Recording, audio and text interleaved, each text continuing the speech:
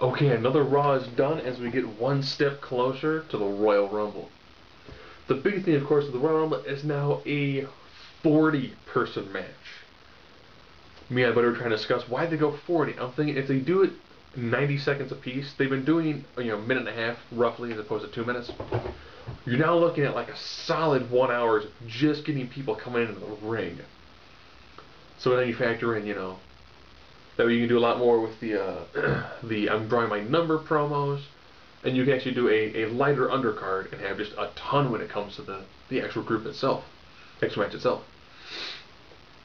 So we began with John Cena because we haven't seen him at all since 2010, cutting a promo about what is he plans on doing this year, just destroying CM Punk as well as winning the championship, which makes the Miz come down. Some decent back and forth between the two. And then, of course, CM Punk shows up. Mild Nexus beatdown, only the resave to be made by Santino Marella and Kozlov. I really thought we were going to see Santino Marella and Kozlov actually take on two members of Nexus, but that didn't happen. So we got to see them take on the Usos, which was a match that got ruined last week by Nexus. I wish they would play up more of the Tamina angle with this.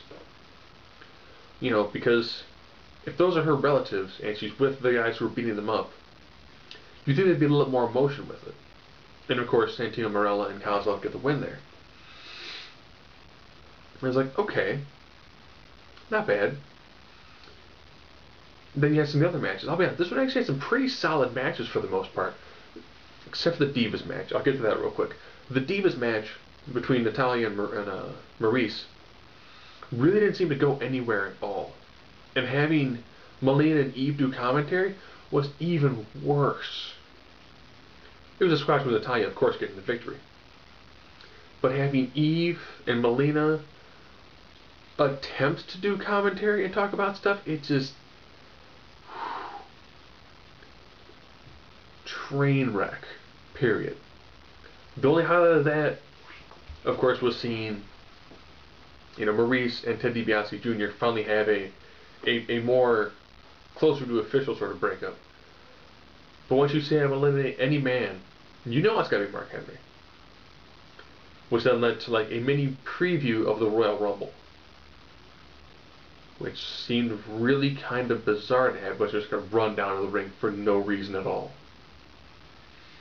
Because normally you do that the week before, not 2 weeks before.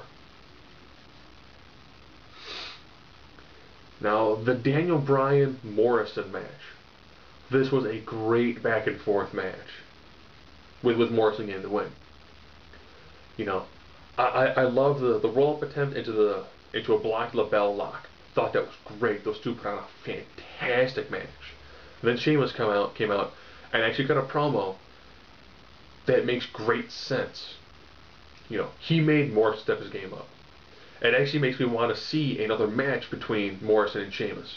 I know last week I said the match didn't make any sense because I felt like they'd finished their story. Doing that little bit of promo work actually put some story into it, which would almost make another match between those two guys make a lot of sense. Now, Ziggler versus Orton. This was again another really fantastic match. You're going to notice a pattern when it comes to this night, that Daniel Bryan was beating Morrison pretty solid. Made a mistake, Morrison capitalized, got the win. Ziggler was pretty much owning Randy Orton.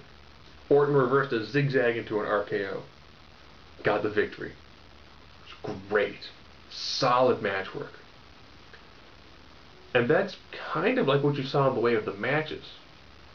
I'm going to get to the CM Punk John Cena thing, but after I first go through the Nexus stuff that went on tonight.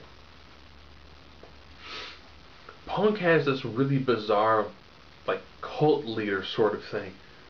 So when they first went into the back after the initial, shock in the beginning of it, with their beatdown being stopped by Santino Marella and Kozlov, he looked at them all, he just said, faith. Just one word, faith. And then they come back, he's cutting this really bizarre promo. Makes it seem like he's brainwashing them. And I'd like to see Punk actually run a stable without it seeming like he's brainwashed. With Stranger Society, same way. He indoctrinates them. He makes them go through like trials to prove their worth, and then he kind of makes them all kind of like slowly twist to his train of thought. But then we have his match against John Cena. If Nexus members showed up, they were removed from the Royal Rumble. John Cena came out like a house of fire.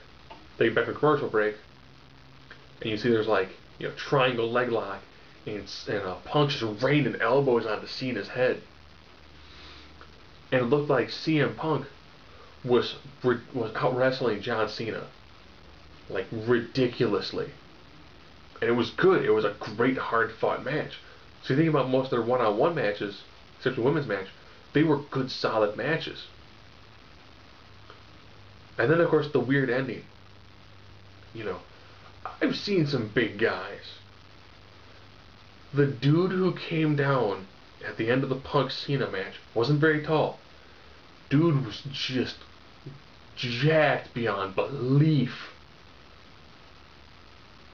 You know, he lays out CM Punk so Punk can get the win via DQ. But there's news member of Nexus. It's just this huge, ripped guy. Who is he? Don't know. But now that kind of means you have Punk and 4 other guys. On SmackDown, Barrett's version of Nexus is currently 4 guys.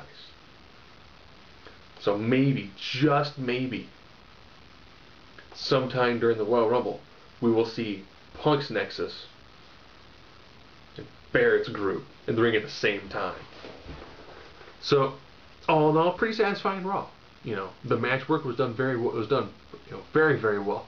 The Nexus sort of weird cult-like thing, I don't know. I want to see how it plays out. Sheamus cutting a promo about how he helped Morris step his game up. Worked. It worked beautifully well. I'm actually looking forward to see what they're going to be doing next week, as well as what they're going to do with the 40-man over-the-top rope Royal Rumble.